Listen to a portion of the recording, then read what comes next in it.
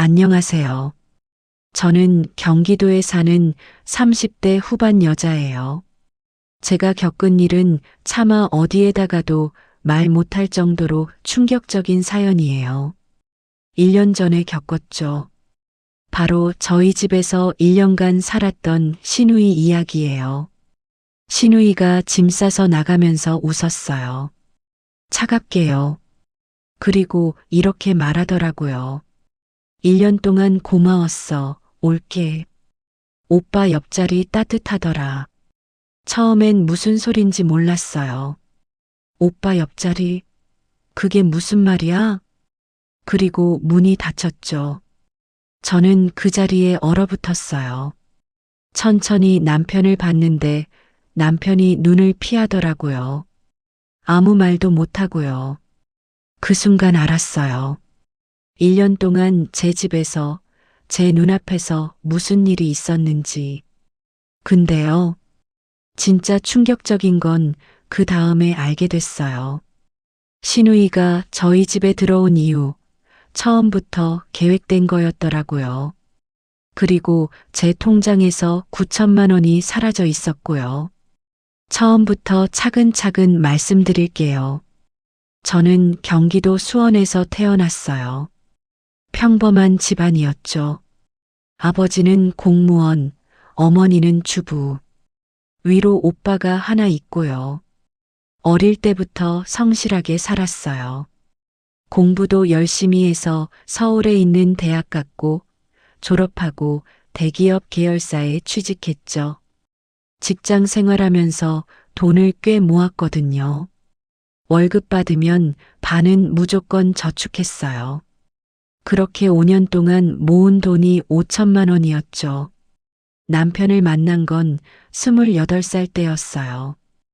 회사 동료의 소개팅이었거든요. 남편 이름은 정태호. 3살 연상의 중견기업 과장이었죠. 첫인상은 듬직하고 성실해 보였어요. 말수는 적은데 웃을 때 눈이 예쁘더라고요. 3번째 만남에서 고백받았어요. 저는 좋다고 했고요. 1년 연애하고 결혼했죠. 제가 모은 돈에 대출 좀 보태서 수원에 아파트를 샀거든요. 제 명의로요. 남편은 그때 모아둔 돈이 별로 없다고 하더라고요. 사회생활 시작이 늦어서 그렇다면서요. 지금 생각하면 그때부터 이상했던 거죠. 33살에 모아둔 돈이 없다니. 근데 그땐 그냥 넘어갔어요. 사랑하니까요. 문제는 시댁이었거든요. 시어머니는 전형적인 꼰대였어요. 첫 상견례 때부터 느꼈거든요. 저를 위아래로 훑어보시더니 아들 귀한 집에 시집 왔으니 잘해야 한다고 하시더라고요. 아들 귀한 집이라는 말을 입에 달고 사셨어요. 아들 하나, 딸 하나인 집인데 아들만 귀하대요. 이해가 안 가지 않나요? 명절 때마다 구박이었거든요. 음식간이 안 맞다, 청소가 덜 됐다, 며느리가 게으르다. 맨날 이런 소리 들었죠. 남편은 엄마 편이었어요. 엄마가 원래 그렇다, 좀 참아라, 어른이니까 맞춰드려라. 이런 말만 하더라고요. 근데 더 문제는 시누이였거든요. 시누이 이름은 정민지. 남편보다 2살 어린 여동생이에요. 시누이는 객관적으로 예뻤어요. 키 168에 마른 체형, 얼굴도 잘생겼죠. 화장 안 해도 예쁜 타입이었거든요. 근데 성격이 글렀어요. 전형적인 공주병이었죠. 일은 안 하고 맨날 부모님 돈으로 놀러 다녔거든요. 명품 가방 사고 해외여행 가고 친구들이랑 비싼 레스토랑 다니고 30이 넘도록 제대로 된 취직을 한 적이 없었답니다. 시누이가 뭐라 했는지 아세요? 일하기 싫다고요. 왜 힘들게 돈 벌어야 하냐? 결혼하면 된다. 이게 시누이의 마인드였죠. 저는 시누이가 불편했어요. 만날 때마다 저를 위아래로 훑어보면서 비꼬거든요. 오늘 옷 특이하다면서 시장에서 샀냐고 묻고 피부가 안 좋아 보인다면서 화장품 못 사냐고 하고 살이 빠졌다면서 남편이 밥도 안 사주냐고 하고 이런 식이었어요. 근데 이상하게 남편 앞에서는 안 그랬거든요. 둘이 있을 때만 그랬죠. 남편한테 말해봤어요. 민지가 나한테 이상하게 군다고. 근데 남편이 뭐라 했는지 아세요? 동생이 원래 입이 거칠다면서 신경 쓰지 말래요. 마음은 안 그렇다면서요. 마음은 안 그래. 그 말을 믿었어요. 바보같이요. 그래도 명절이나 가족 모임 때 잠깐 보는 사이니까 참을 수 있었거든요. 1년에 몇 번 보는 건데 뭐. 근데 결혼 5년 차에 사건이 터졌죠. 신우이가 32살 때 결혼했어요. 상대는 중소기업 사장 아들이었거든요. 집안이 꽤 괜찮았죠. 시어머니가 엄청 좋아하셨어요. 우리 딸 잘 됐다면서요. 결혼식 때 신우이가 저한테 뭐라 했는지 아세요? 자기도 이제 결혼하니까 우리 동등해졌다고요. 아니, 자기 시집이 더 좋으니까 자기가 위래요. 축하한다는 말에 이런 대답이 돌아왔어요. 결혼식 날까지 그 성격이었던 거죠. 근데 2년 만에 이혼했거든요. 어느 날 저녁 남편이 심각한 얼굴로 퇴근해서 말해줬어요. 민지가 이혼했다고요. 이유를 물어봤더니 남편 바람이래요. 신우이가 남편의 외도를 발견했는데 상대가 남편 회사 직원이었다더라고요. 근데 시댁에서 오히려 신우이 탓을 했대요. 살림을 못해서 애를 안 낳아서 살이 쪄서 아들이 바람핀 거라고요. 신우이가 폭발해서 이혼하고 나왔다더라고요. 위자료도 제대로 못 받고요. 증거 수집도 못하고 감정적으로 이혼해버렸대요. 솔직히 좀 통쾌했어요. 맨날 저한테 그렇게 굴던 애가 자기도 당했으니까요. 그때 저는 몰랐죠. 이게 전부 연기라는 걸요. 며칠 후 남편이 조심스럽게 말을 꺼내더라고요. 민지가 갈 데가 없다고요. 당분간 우리 집에서 지내면 안 되겠냐고요. 저는 당연히 싫다고 했죠. 신우이랑 같은 집에서 사는 건 상상만 해도 끔찍했거든요. 친정으로 가면 되잖아요. 근데 남편 말로는 시어머니가 안 받아준대요. 이혼한 딸은 집안 망신이라고 들어오지 말라고 했다더라고요. 남편이 사정했어요. 한 달만, 딱 한 달만 재워주면 그 사이에 집 구하겠다고요. 제발이요. 저는 계속 거절했거든요. 근데 남편이 계속 사정하더라고요. 일주일 내내요. 퇴근하면 맨날 그 얘기. 잠자리에서도 그 얘기. 동생이 너무 불쌍하대요. 갈 데가 없어서 고시원에 있대요. 고시원이라는 말에 마음이 약해졌거든요. 아무리 싫어도 사람이 고시원에서 사는 건 좀 그렇잖아요.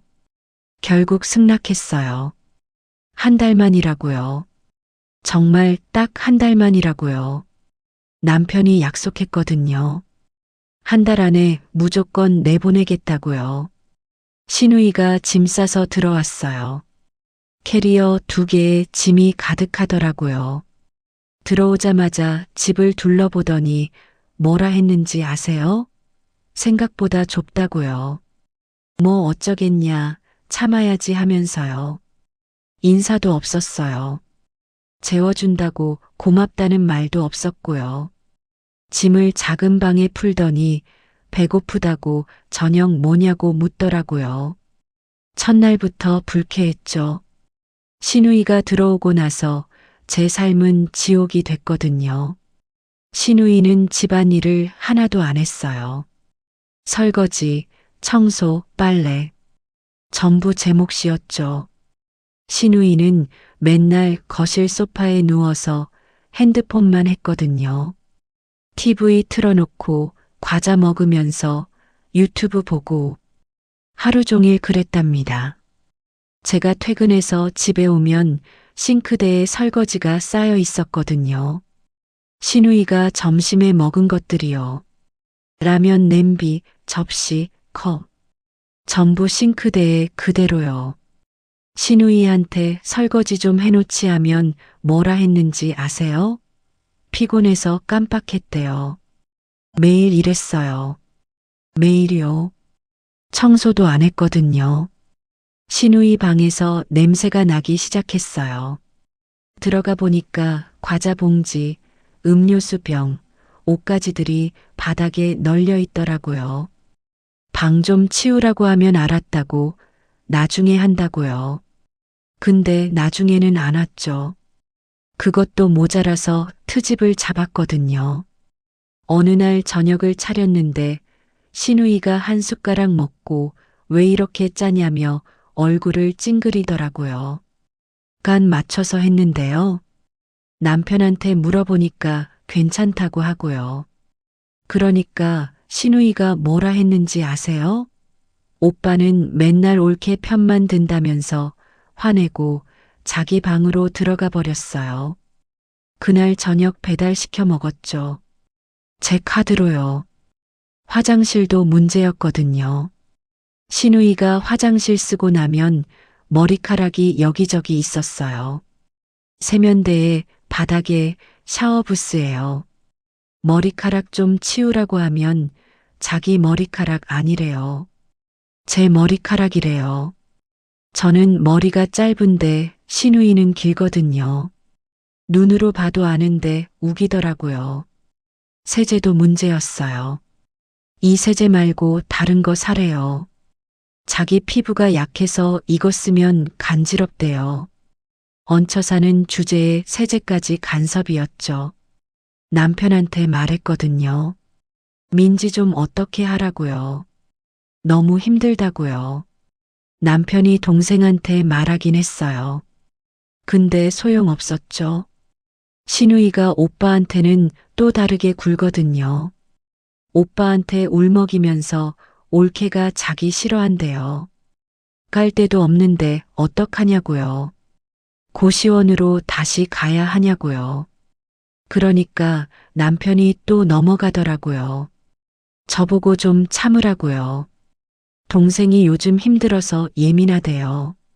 제가 참아야 해요? 왜요? 근데 참았거든요. 한 달만이니까요. 한 달만 버티면 되니까요. 한 달이 지났어요. 신우이가 안 나갔거든요. 집 구하는 중이래요. 마음에 드는 데가 없대요. 2달이 지났어요. 여전히 안 나갔죠. 이번 달에 좋은 데 나오면 계약한대요. 3달, 4달, 5달. 신우이는 나갈 생각이 없었어요. 남편한테 따졌거든요. 한 달이라고 했잖아요. 왜 안 내보내요? 남편이 뭐라 했는지 아세요? 동생이 취직 준비 중이래요. 취직하면 나간대요. 조금만 더 기다려 달래요. 취직 준비. 신우이가 방에서 핸드폰만 하는데요. 이력서 쓰는 것도 못 봤는데요. 저는 지쳐갔거든요. 매일 눈치 보고 신우이 비위 맞추고 집안일은 혼자 다 하고요. 스트레스로 잠이 안 왔어요. 새벽에 깨서 천장 보면서 눈물 흘린 적도 있었죠. 머리카락이 빠지기 시작했거든요. 샤워하면 배수구에 머리카락이 한 움큼씩 뭉쳤답니다. 친구한테 하소연했죠. 신우이 때문에 미치겠다고요. 친구가 뭐라 했는지 아세요? 그냥 내보내래요. 내 집인데 왜 참냐고요. 맞는 말이었어요. 근데 남편 때문에 못 그랬거든요. 남편이 계속 동생 편을 드니까요. 그러다 이상한 걸 느끼기 시작했죠. 6개월쯤 됐을 때부터 남편과 신우이의 관계가 이상했거든요. 원래도 남매 사이가 좋긴 했어요. 근데 요즘은 너무 좋아 보였죠. 둘이 거실에서 TV 보면서 깔깔대고 소파에 나란히 앉아서 과자 먹고 같이 게임하고요. 남편이 신우이한테 간식 사다 줬거든요.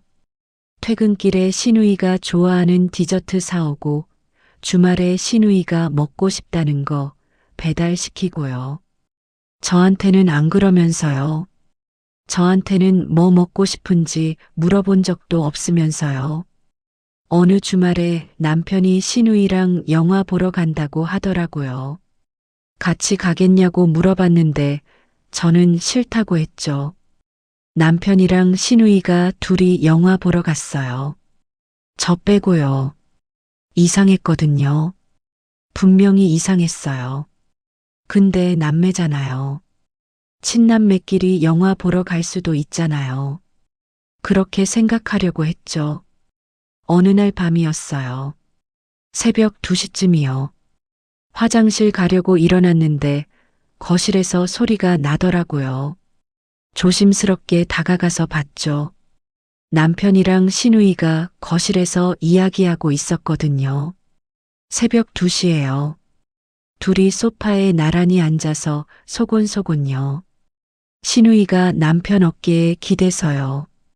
저는 가슴이 철렁했어요. 뭐야 저게?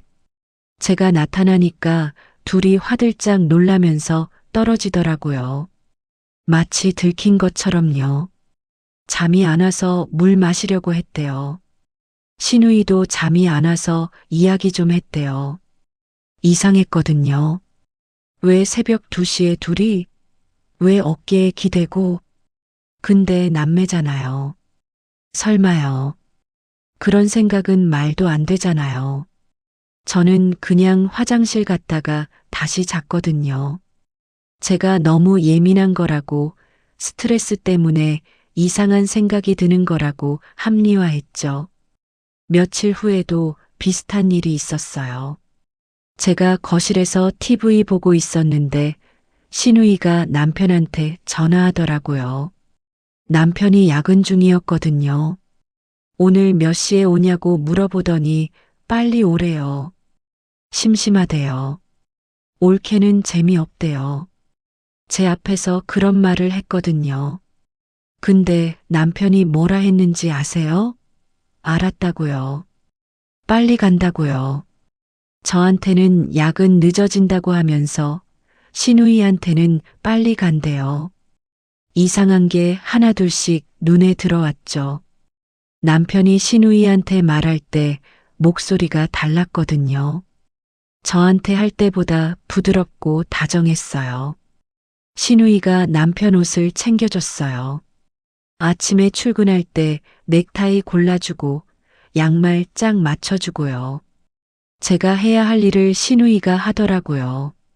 거실에서 셋이 있으면 저만 빠진 느낌이었거든요. 남편이랑 신우이가 이야기하고 웃고 저는 옆에서 구경하는 느낌이요. 제가 끼면 분위기가 어색해졌어요. 뭔가 제가 방해하는 느낌? 8개월쯤 됐을 때 친구를 만났거든요. 너무 답답해서요. 친구한테 다 털어놨죠. 남편이랑 신우이가 이상하다고요. 뭔가 느낌이 안 좋다고요. 친구가 뭐라 했는지 아세요? 그건 그냥 남매 사이 아니냐고요. 설마 친남매가 그러겠냐고요. 맞아, 설마요. 친남매잖아요. 말도 안 되지요. 친구 말에 그냥 넘어갔거든요. 근데 마음 한구석이 계속 불안했어요. 뭔가 이상하다는 느낌이 안 지워졌죠. 9개월째 되던 날 결정적인 걸 봤거든요. 그날 제가 회사에서 일찍 퇴근했어요. 원래 야근인데 미팅이 취소돼서요. 남편한테 연락 안 하고 그냥 집에 갔죠. 집에 왔는데 현관에서 신발을 보고 멈췄거든요. 남편 신발이 있었어요. 이 시간에 왜? 남편도 오늘 야근이라고 했는데요. 조용히 문을 열고 들어갔어요. 발소리 안 나게 살금살금요. 거실에 아무도 없었거든요. 근데 안방에서 소리가 나더라고요. 웃음소리요. 남편 웃음소리랑 신우이 웃음소리요. 심장이 쿵쿵 뛰었어요. 손이 떨렸죠. 안방 문 앞에 섰거든요. 문이 살짝 열려 있었어요. 손을 뻗어서 문을 조금 더 열었죠. 안을 봤거든요. 남편이랑 신우이가 침대에 있었어요. 제 침대예요. 나란히 누워서 핸드폰 보면서 웃고 있더라고요. 이불을 덮고 있었어요. 둘 다요. 신우이가 남편 팔베개를 하고 있었고요. 제 눈을 의심했거든요. 이게 뭐야? 뭘 보고 있는 거야? 더 보고 싶지 않았어요. 더 보면 안 될 것 같았죠. 저는 그냥 돌아서 나왔거든요. 현관문을 쾅 닫고요. 그리고 아파트 계단에 앉아서 한참을 울었습니다. 손으로 입을 막고 소리 안 나게요. 1시간쯤 울다가 정신을 차렸죠. 확실하게 확인해야 해. 이건 아닐 수도 있어. 오해일 수도 있어. 저녁에 집에 다시 들어갔거든요. 아무렇지 않은 척 하면서요. 남편이 오늘 왜 일찍 들어왔냐고 묻더라고요. 저는 야근했다고 했어요. 안 들어왔다고요. 그날 밤 잠이 안 왔거든요. 옆에 누운 남편을 보면서요. 이 사람이 진짜 그런 짓을 했을까? 친동생이랑? 믿고 싶지 않았어요. 근데 본 건 봤잖아요. 다음 날부터 증거를 모으기 시작했죠. 남편 핸드폰을 몰래 확인했거든요. 남편이 샤워하는 틈을 타서요. 비밀번호는 알고 있었어요. 결혼기념일이요. 카톡을 열었죠. 신우이와의 대화방이요. 스크롤을 올렸거든요. 9개월 전부터 대화가 있었어요. 신우이가 우리 집에 들어온 직후부터요. 대화 내용을 읽는데 손이 떨렸죠. 오늘 올케 몇 시에 퇴근하냐는 말. 7시쯤이라는 답. 그럼 6시에 집에서 보자는 말. 야근한다고 해놓겠다는 말. 이런 대화가 수두룩했거든요. 수십 개요. 매주 2~3번씩이요. 그리고 사진도 있었어요. 둘이 찍은 셀카요. 근데 배경이 제 안방이었거든요. 제 침대에서 찍은 거였어요. 둘이 나란히 누워서 웃으면서 찍은 셀카요. 토할 것 같았죠? 손이 떨려서 핸드폰을 떨어뜨릴 뻔했어요. 더 충격적인 건 예전 대화였거든요. 신우이가 우리 집에 들어오기 전이요. 이혼하면 오빠네 집으로 가겠다는 말. 올케한테 잘 말해보겠다는 답. 올케는 신경 쓰지 말라는 말. 자기가 알아서 한다는 말. 처음부터 계획된 거였죠. 신우이의 이혼. 갈 데 없다는 거. 고시원에 있다는 거. 전부 다 연기였던 거예요. 남편이랑 신우이는 예전부터 무슨 관계였던 거죠. 그리고 같은 집에서 살려고 이혼까지 한 거고요. 9개월 동안 제 집에서, 제 침대에서, 제 눈앞에서요. 저는 아무것도 모르고 신우이 밥 차려주고, 빨래해주고, 청소해주고요. 바보 같았죠? 진짜 바보 같았어요. 근데 그것만이 아니었거든요. 대화를 더 읽어봤죠. 최근 대화에 충격적인 내용이 있었어요. 언제 이혼하냐는 말. 재산 정리되면 한다는 답. 빨리 하라는 말. 더 이상 올케 얼굴 보기 싫다는 말. 올해 안에 정리하겠다는 답. 재산 정리? 저희 집은 제 명의거든요. 제가 결혼 전에 모은 돈으로 산 거였어요. 대출도 제 이름으로 되어 있고요. 그리고 저는 결혼 후에도 맞벌이 하면서 돈을 모았거든요. 따로 저축한 통장이 있었죠. 거기에 1억 2천만 원 정도 있었어요. 남편이 그걸 노린 거였죠. 대화를 더 봤거든요. 옳게 통장 비밀번호 아냐는 말. 생일이라는 답. 돈 빼돌리는 거 조심하라는 말. 들키면 안 된다는 말. 조금씩 빼면 모를 거라는 답. 소름이 돋았죠. 바로 제 통장을 확인했거든요. 인터넷 뱅킹 들어가서요. 잔액을 봤어요. 1억 2천이 있어야 하는데요. 3천만 원밖에 없더라고요. 9천만 원이 사라져 있었죠. 거래 내역을 봤거든요. 6개월 전부터 조금씩 빠져나갔어요. 50만 원, 100만 원, 200만 원. 눈에 안 띄게 조금씩이요. 어디로 갔는지 확인해 봤죠. 남편 이름으로 된 다른 계좌였어요. 제가 모르는 계좌요. 9개월 동안 저를 속이면서 돈까지 빼돌린 거였죠. 그날 밤 저는 잠을 못 잤거든요. 옆에서 자는 남편을 봤어요. 이 사람이 9개월 동안 저를 속였어요. 친동생이랑요. 토할 것 같았죠. 같은 침대에 있는 것도 싫었어요. 거실 소파에 나와서 앉았거든요. 그리고 생각했죠. 어떻게 해야 하지? 감정적으로 따지면 안 돼. 증거를 모아야 해. 제대로 대응해야 해. 다음 날부터 준비를 시작했거든요. 먼저 남편 핸드폰의 카톡 내용을 전부 캡처했어요. 남편이 샤워할 때, 잠들었을 때 틈틈이요. 200장이 넘게 캡처했죠.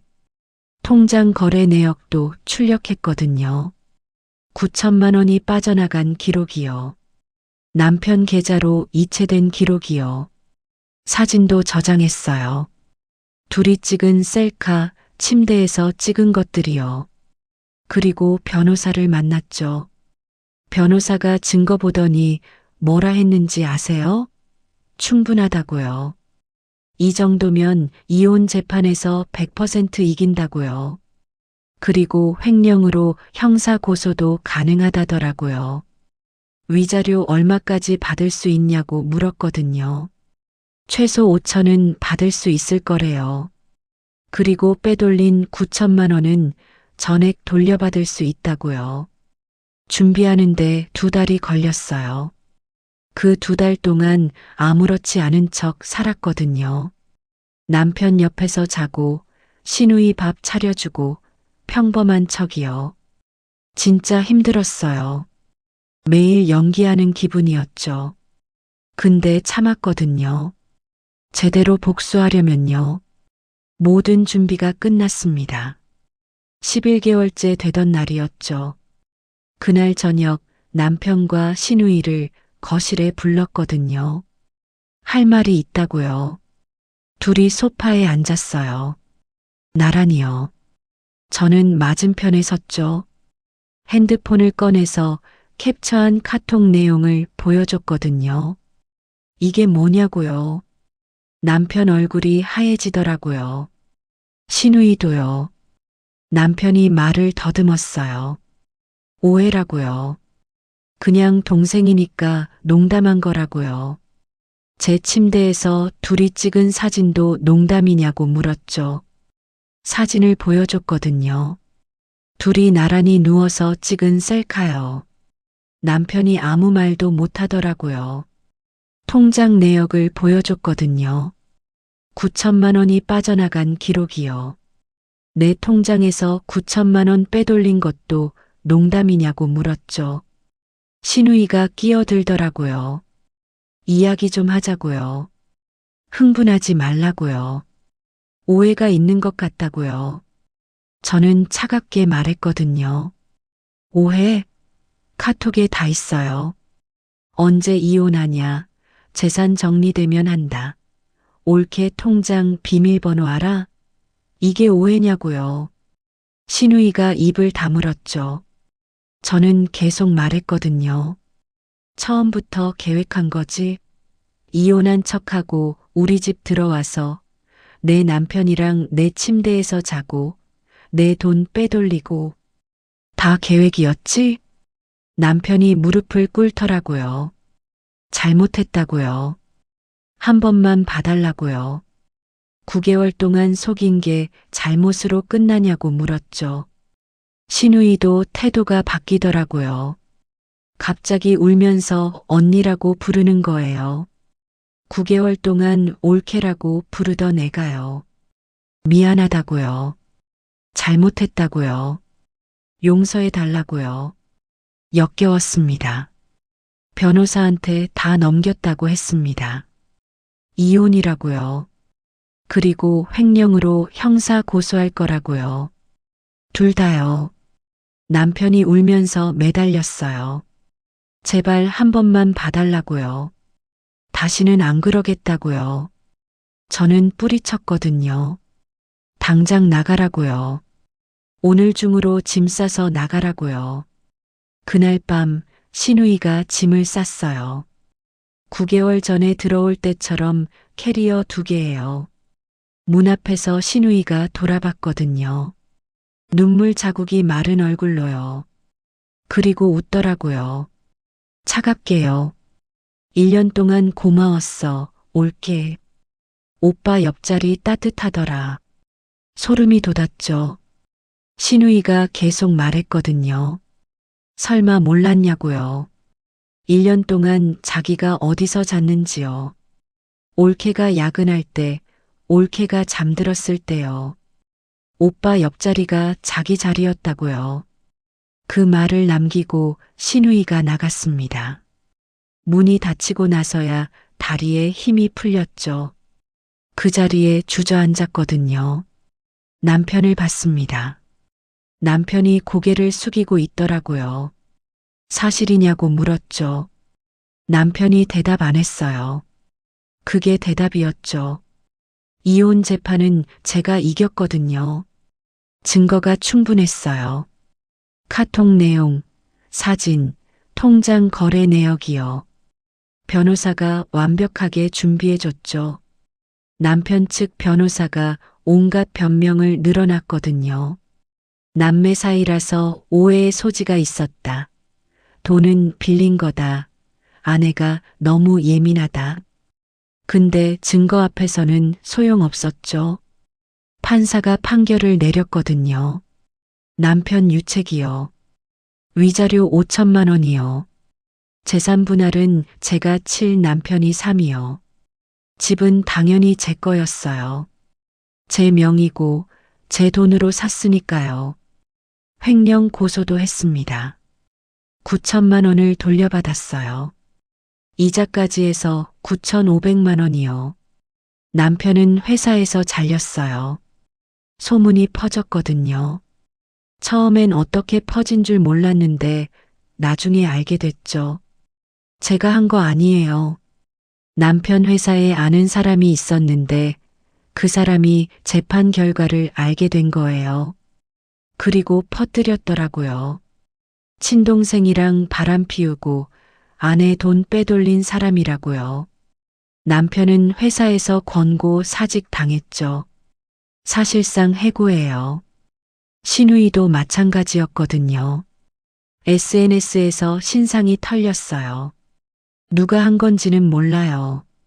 근데 신우이 실명이랑 얼굴이 올라갔더라고요. 친오빠랑 바람핀 여자, 올케 돈 빼돌린 여자라고요. 신우이는 SNS 계정을 삭제하고 잠적했죠. 갈 곳이 없어져서 결국 시어머니 집으로 들어갔대요. 그 시어머니가 그렇게 싫어하던 이혼한 딸을요. 근데 이제 아들까지 이혼하고 백수가 됐으니 어쩔 수 없었겠죠. 시어머니한테서 연락이 왔거든요. 제발 고소 취하해 달라고요. 아들이 잘못한 거 안다고요. 근데 그래도 가족인데 한 번만 봐주면 안 되겠냐고요. 저는 끊었어요. 가족? 가족이 그런 짓을 해요? 남편한테서도 연락이 왔거든요. 수십 번이요. 잘못했다고요. 다시 시작하자고요. 너 없이 못 살겠다고요. 다 차단했죠.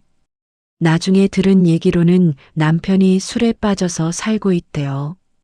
재취업도 못하고 부모님 집에 얹혀 살면서 매일 술만 마신다더라고요. 시누이도 마찬가지래요. 집에서 안 나오고 방에만 틀어박혀 있대요. 동정심이 들까요? 일도 안 들어요. 지금 저는 혼자 살고 있거든요. 그 집에서요. 제 이름으로 된 집이요. 침대는 바꿨어요. 매트리스도 시트도 이불도 전부 다요. 그 위에서 뭔 짓을 했는지 생각하면 토할 것 같으니까요. 커튼도 바꾸고 벽지도 새로 했거든요. 거실 소파도 바꿨어요. 둘이 앉아서 깔깔대던 그 소파요. 집 전체를 리모델링 했죠. 옛날 흔적을 지우고 싶었거든요.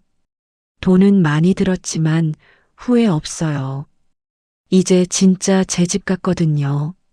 친구들이 물어봐요. 재혼할 생각 있냐고요. 솔직히 모르겠어요. 아직은 사람이 무섭거든요. 5년 같이 산 남편도 저렇게 속이는데 다른 사람은 어떻게 믿겠어요. 가끔 생각하죠. 1년 동안 왜 몰랐을까? 아니, 사실 알고 있었거든요. 이상하다는 거요. 새벽에 둘이 이야기하는 거, 주말에 둘이 영화 보러 가는 거, 남편이 시누이한테 다정하게 구는 거요. 다 이상했어요. 근데 믿고 싶지 않았던 거죠. 설마 남매가? 설마 내 남편이? 설마 5년을 같이 산 사람이? 그 설마가 1년을 끌게 한 거예요. 혹시 지금 이상한 느낌 받고 계신 분 있으면요. 그냥 넘기지 마세요. 설마는 없거든요. 이상하면 이상한 거예요. 확인하세요. 증거를 모으세요. 저처럼 1년 낭비하지 마세요. 저처럼 9천만 원 뺏기지 마시고요. 그리고 하나 더요. 사람은 진짜 끝까지 모르겠더라고요. 5년 같이 산 남편도, 피를 나눈 남매 사이도요. 아무것도 믿을 수 없어요. 믿을 건 나 자신뿐이에요. 친정 엄마가 그러시더라고요. 결혼하면 통장은 따로 관리하라고요. 내 이름으로 된 재산은 꼭 지키라고요. 그 말 안 들었으면 저 어떻게 됐을까요? 집도 남편 명의였으면 통장도 공동 명의였으면요. 생각만 해도 끔찍하죠. 제 얘기 들으시는 분들 꼭 기억하세요. 결혼해도 내 돈은 내 돈이에요. 내 집은 내 집이고요. 절대 다 내주면 안 돼요. 그게 나를 지키는 거거든요. 저의 이야기를 들어주셔서 감사합니다.